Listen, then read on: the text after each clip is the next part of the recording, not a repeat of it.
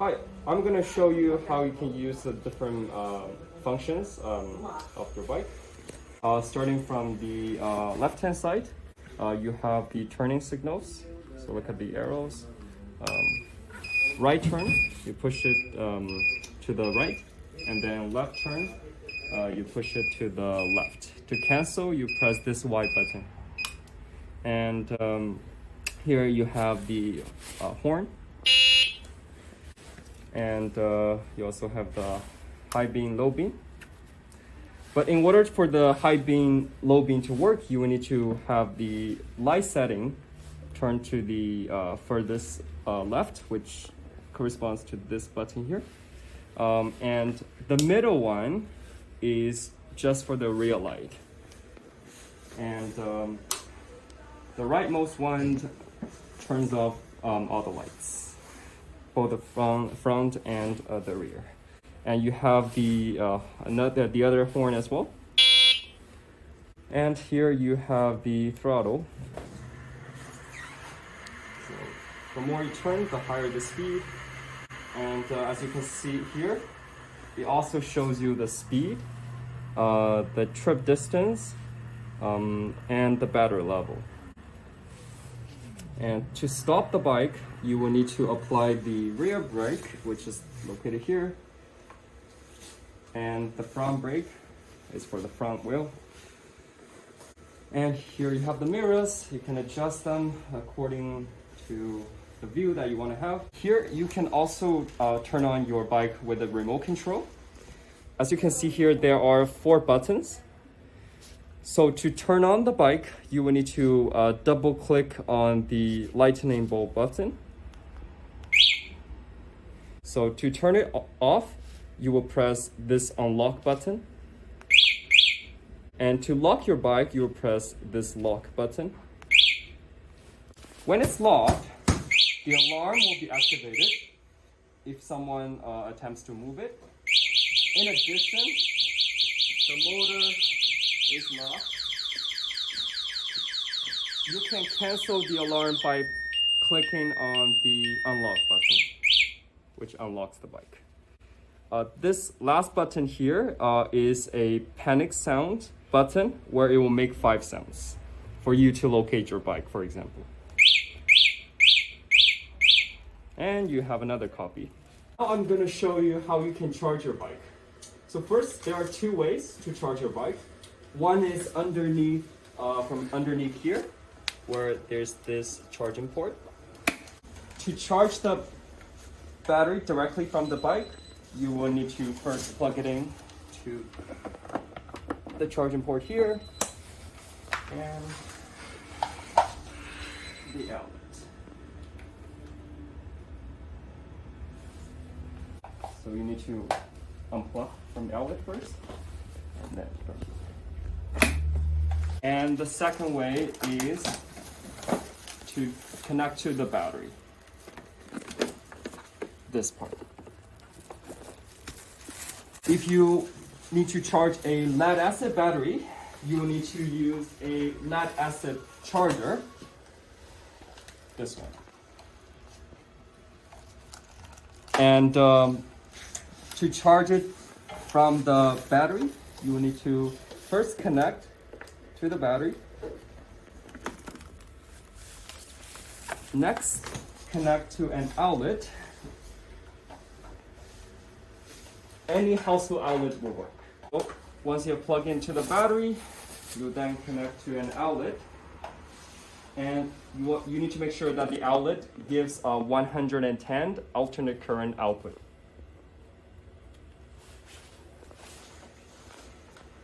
When it's charging, the red light will be on. When it's done charging, it will turn green. When it's done, you will first need to unplug from the outlet and then from the battery. This shows you what it's like when it's fully charged.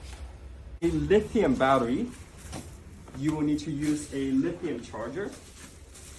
This is an example. First, you need to connect the 2 parts,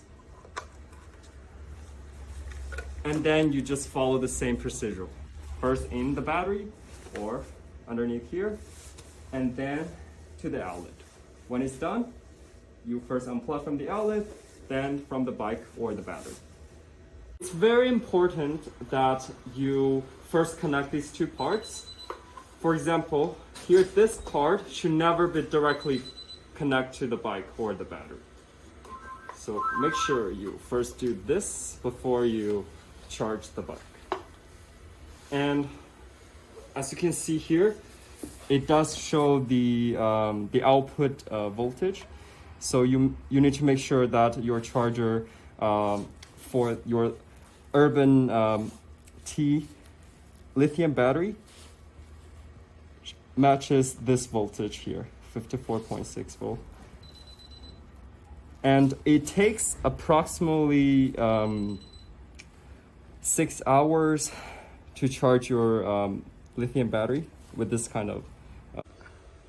In terms of the charging time, so generally, the higher the output current, the shorter it takes to charge the battery. For example, here, this one says 5 amp, so it will charge quicker than a charger that says 3 amp. Also, the higher the battery capacity, for example, with the Urban T e-bike, you have the 50 amp battery. As compared to the 30 amp battery, it will take longer to charge for the 50 amp battery. When you use your e-bike during winter, because of the low temperature, you can expect your battery distance to drop from 30 to 50%. That means if you do need to ride it during the winter, you need to make sure you have enough power for you to use the bike. If you need to store your bike in the winter, we recommend that you store it in a dry and warm place. And in addition to charging your battery at least once a month. Normally, the tires should feel firm, both at the front and the back. To ensure that your tires are properly inflated, you may use an automated pump, and the pressure gauge should say 36 psi for both the back and the front.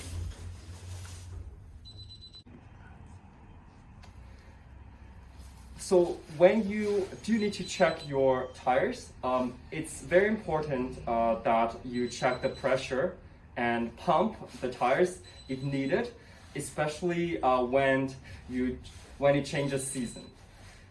The reason for that is that during hot seasons like summer, the tire pressure indicates the air pressure at a warm temperature.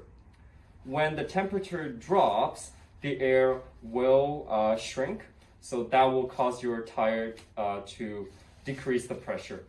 So it's very important that you check the tire pressure under cold conditions. Regarding lubricating your chain and the sprocket, as you can see that the chain is located here and the sprocket right here. To lubricate your chain, so first you will need to make sure the chain is clean. You can use a soft cloth to clean it properly. Afterwards, you can use an oil-based lubricant to lubricate the whole chain. You may paddle it backwards for the lubrication to be thorough. There has been lots of misunderstanding about a chemical called WD-40. Just to clarify, that chemical is actually a degreaser. It's not a lubricant. So you can use that WD-40, but you will need to re-lubricate with an oil-based lubricant afterwards. To put on the central kickstand, first you will need to make sure you stand on the left-hand side of the bike, and you can have your left hand holding the left handle and then the right hand holding the back of the bike. And once you're balanced, you can step your right foot straight down, apply the whole body weight while lifting slightly from the back, and your central kickstand is properly on. To put off the central kickstand, you will need to, well, first have your left feet slightly against the side here, and you can push it forward like this. The side kickstand, to do that, you can simply just kick it like this, and your side kickstand is on. That's everything basic that you need to know about the bike to use it and care for it properly. If you have any questions, please feel free to email us or give us a call. Also, you may refer to the user's manual for this model. You can find it under the this model's page. If you have trouble finding it, you can give us a call. We'll be able to help you. Thank you again for listening to the presentation, and yeah, feel free to check out our other videos. You may find answers from those videos.